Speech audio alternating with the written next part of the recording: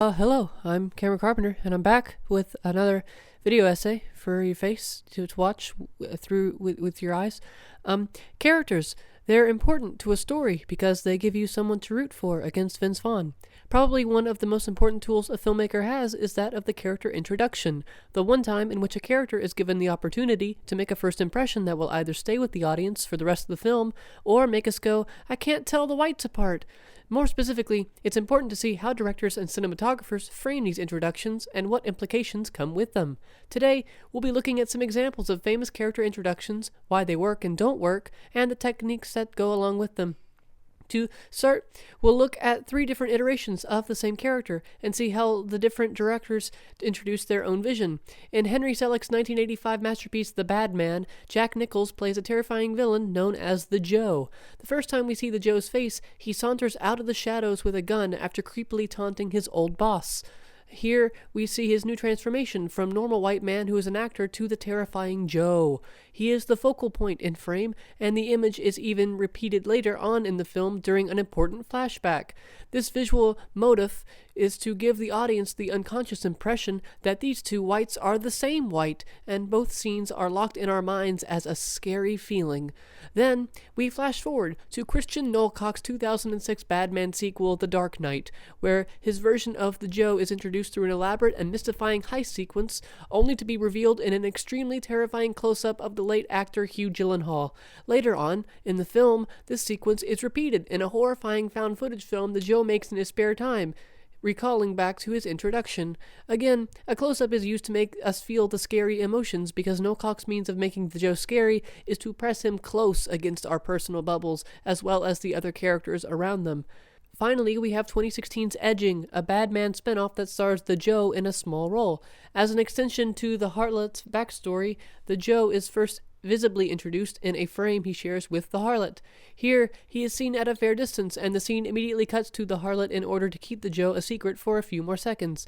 Then we finally see the Joe in his own frame, where he looks scary and doesn't do anything, so we continue to think he is mysterious and the scary kind of edgy. It is this genius to allow the Joe to live on in our minds as the crazy character we know and love, because our imagination gets to do all of the work and be better than anything the filmmaker can come up with. Later on in the movie, we sometimes see the Joe's face again, reminding us of that time we saw him for the first time. But some character introductions are altogether pointless and forgettable, like Steve Spiel's Raid the Goddamn Ark, where the lead character of India Joe is in frame for almost the entirety of the opening credits, but his face is not seen until 3 minutes in, after he whips a gun out of another man's hand and brings his chiseled, muscular face out of the shadows.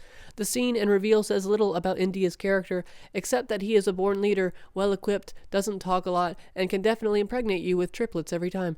Other examples of character introductions speaking to the nature of the character include Superman in Zach Penn's Max Steel, where Superman's alter ego Carl Kent is introduced in a moving 2-second close-up. But when we freeze the frame, we can see all the intimate story details that come with its editorial and directorial decision, like the choice to show Carl Kent as a working man who is invisible to everybody, who can ignore his meaty, hairy chest, perfect jawline, and deep, majestic blue eyes. This 2-second intro frame just goes to show you how much care and thought was given to his introduction, and it is one of the reasons why Zach Penn is one of the strongest visual directors of our time. Sometimes the first time we see characters is thematically structured by the editing, rather than the visuals themselves.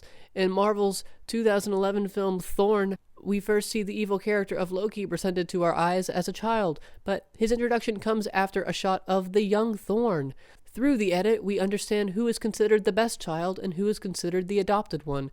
Later, the first time we see Loki as an adult in a close-up, it comes after the dad, Hannibal Buress, addresses Thorn and calling him his heir.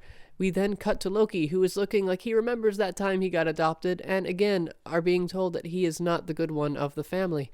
My advice to you all as filmmakers is to make your character introductions so good instead of bad. And be sure to tell me your favorite character introductions in the comments and let me know why you like them. And when I read them in my head, I'll go, I'm getting better at reading. Be sure to donate to my Patreon because I need it. I hope your day it's gonna have what it better fucking be good. Okay, bye.